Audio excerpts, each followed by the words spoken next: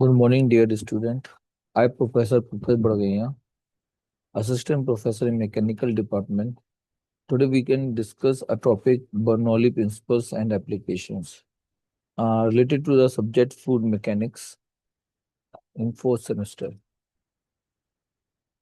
Bernoulli principles and their applications. Before we can study the Bernoulli principles and their application, we can understand what is discharge. Discharge is a volume flow rate of a fluid. Actual amount of volume of a fluid that passes through an area or pipe plus time called volume flow rate. The SI unit of discharge is meter cube per second. Okay, so we can understand discharge. हम generally हम लोग discharge को major करने के लिए जो instrument हम लोग डिवाइस यूज करते हैं we can use a venturimeter और a meter. These all are work on the principle of Bernoulli, and their applications is used for the find out the discharge through the pipe. अब आप ये देख रहे होंगे diagram में एक pipe बना हुआ है. पाइप में सेक्शन 1 में जो प्रेशर हम लोग को रिप्रेजेंट कर रहा है P1 है, और सेक्शन 2 में जो प्रेशर है वो P2 है. तो जनरली द फ्लो रेट जो होता है हमारा, जो जिसकी बात की है discharge, discharge is a flow rate. हाँ, तो डिस्चार्ज जो होता है वो डिपेंड करता है प्रेशर डिफरेंस पर, कि हमारे पाइप का प्रेशर क्या है.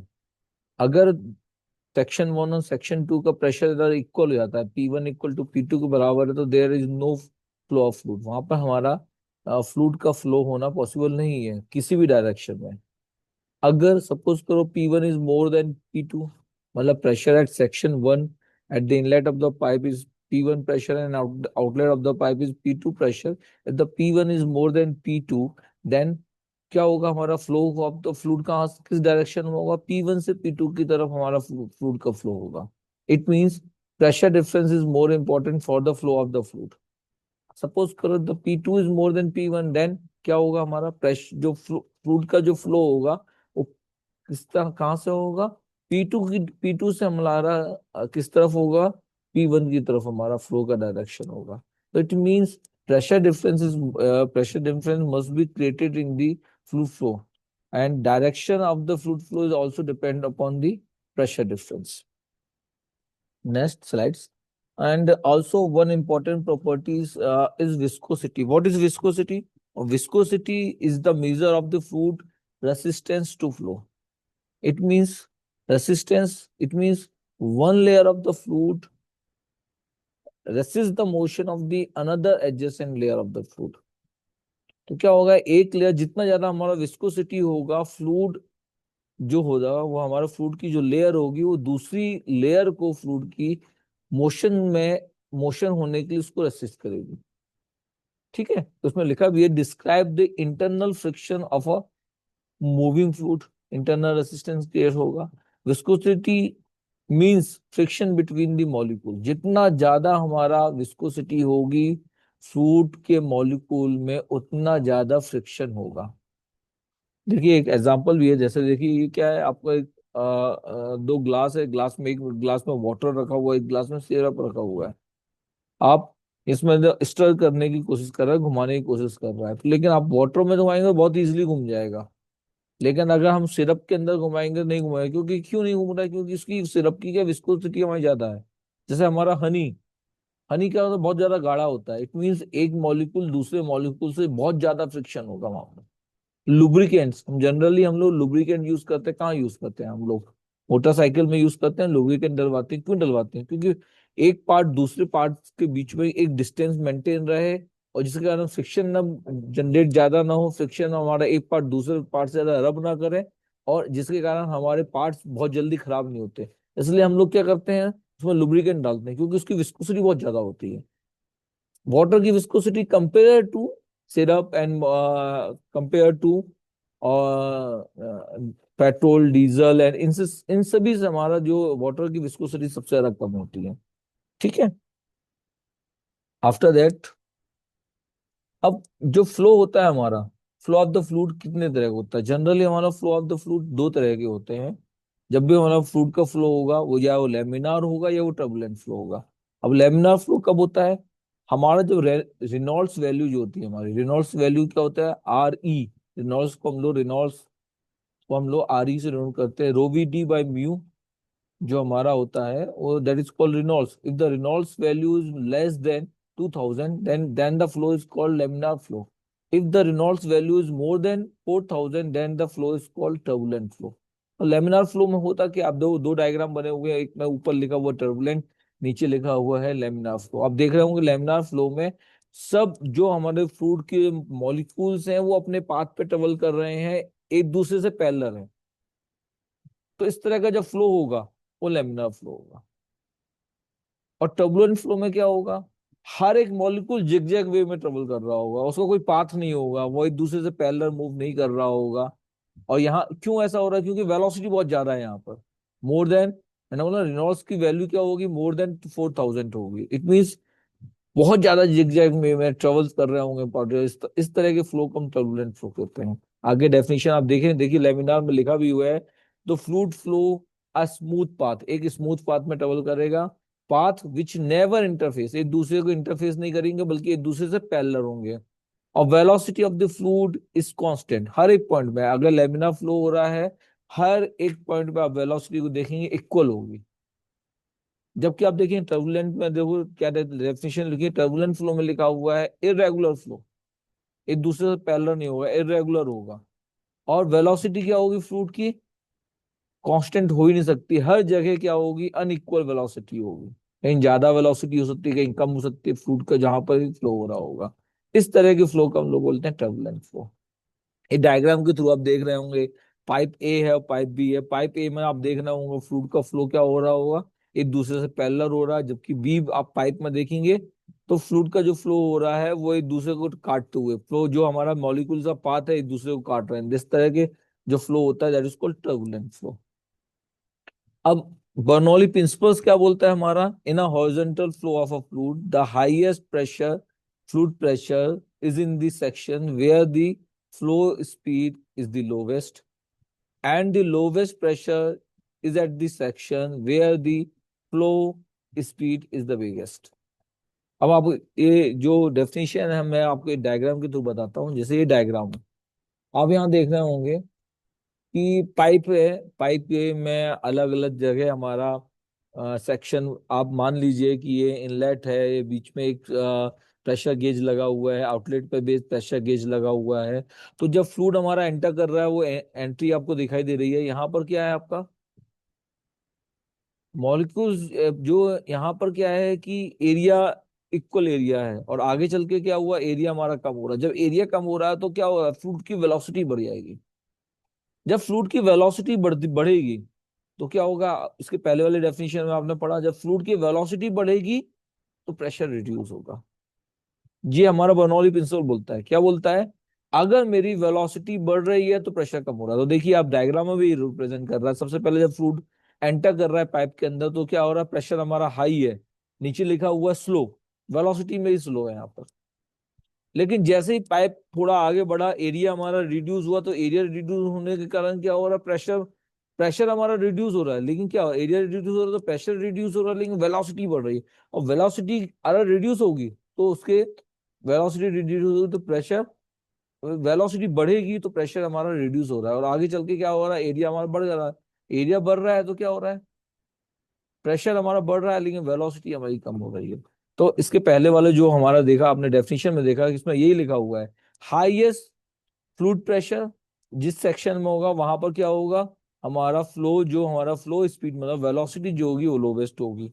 और जहां पर लोवेस्ट प्रेशर होगा वहां पर क्या होगा, हमारा जो वेलोसिटी होगी वो हाईएस्ट होगी। ये हमारा क्या बोलता है, बर्नौली प्रिंसिपल्स बोलता है।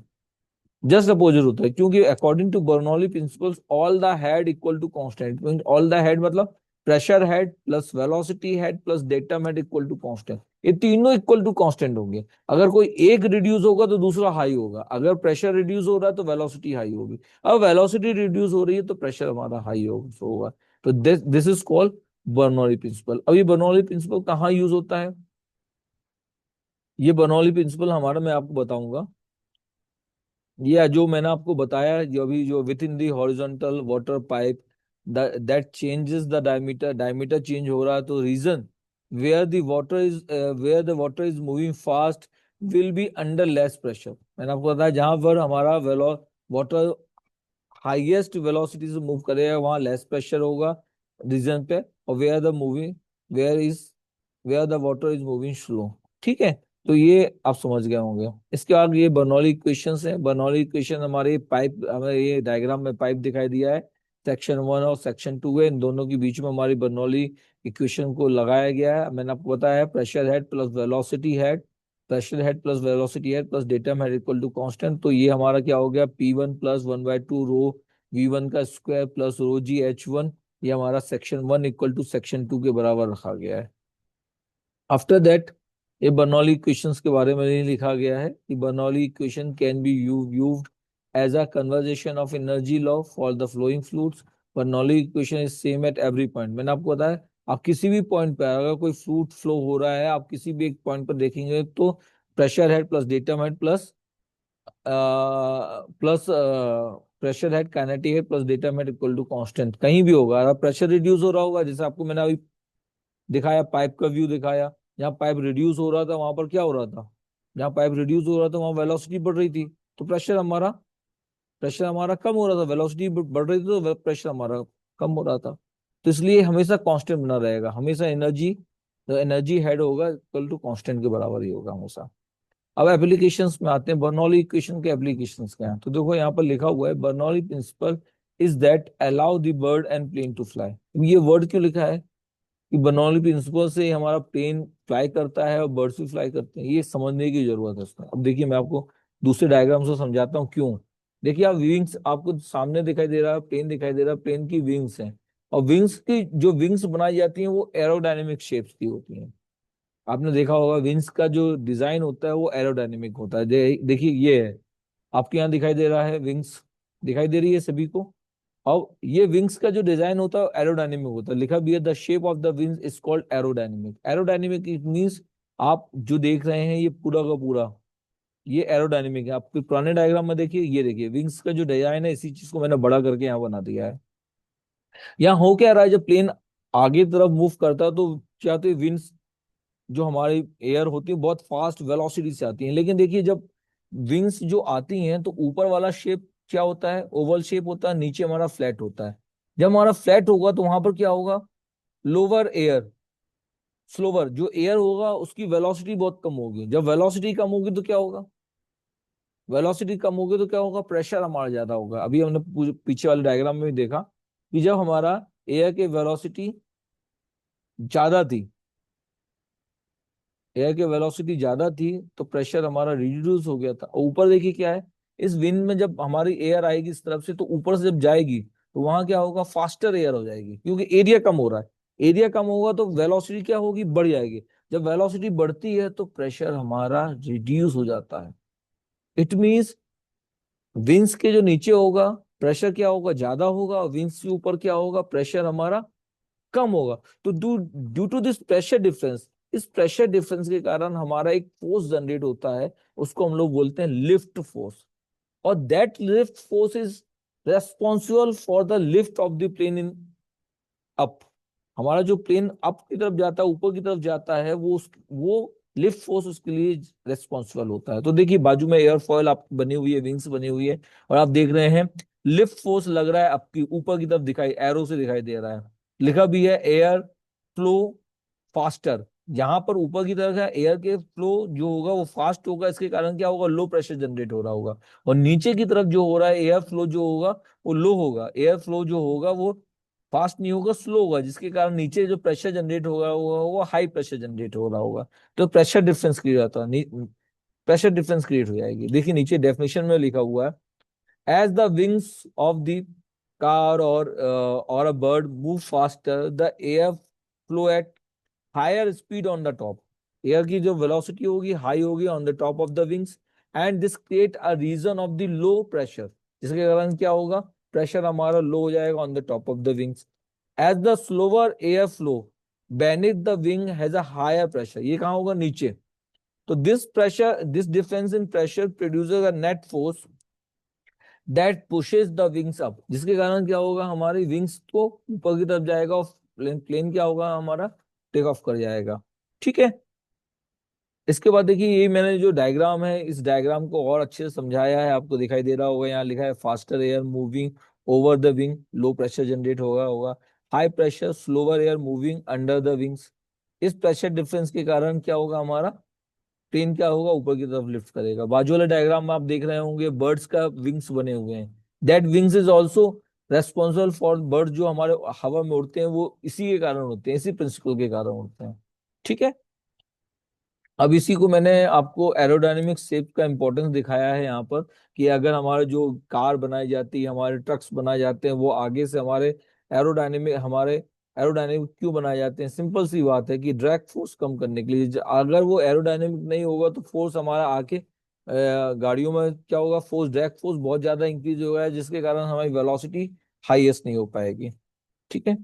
अब इधर आपने एक चीज और ऑब्जर्व की होगी, pressure on the mountains is slow with the high wind speed. जैसे हम माउंटेन पे चढ़ते जाते हैं, हमारा प्रेशर रिड्यूस होता जाता है, ये सभी ने सुना ही होगा।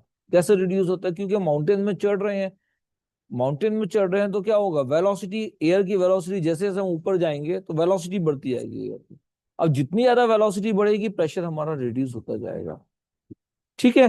तो आप हमेशा याद रखना, जब प्रेशर होता है माउंटेन के ऊपर, स्लो क्यों होता है, due to Bernoulli principal.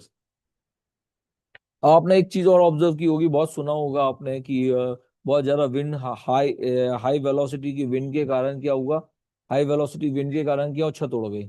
Reason क्या है छत उड़ने का, कि जैसे हमारा हाई वेलोसिटी से एयर आई, तो क्या होगा, वेलोसिटी से एयर आई तो क्या होगा, जो रूफ टॉप होगा, रूफ के ऊपर क्या होगा, प्रेशर हमारा प्रेशर क्या होगा, रिड्यूस हो जाएगा। लेकिन हमारा घर के अंदर का प्रेशर क्या था, नॉर्मल प्रेशर था। तो क्या होगा, प्रेशर डिफरेंस होने के कारण जो रूफ होगा हमारा, वो उड़ के हवा में चले जाता है।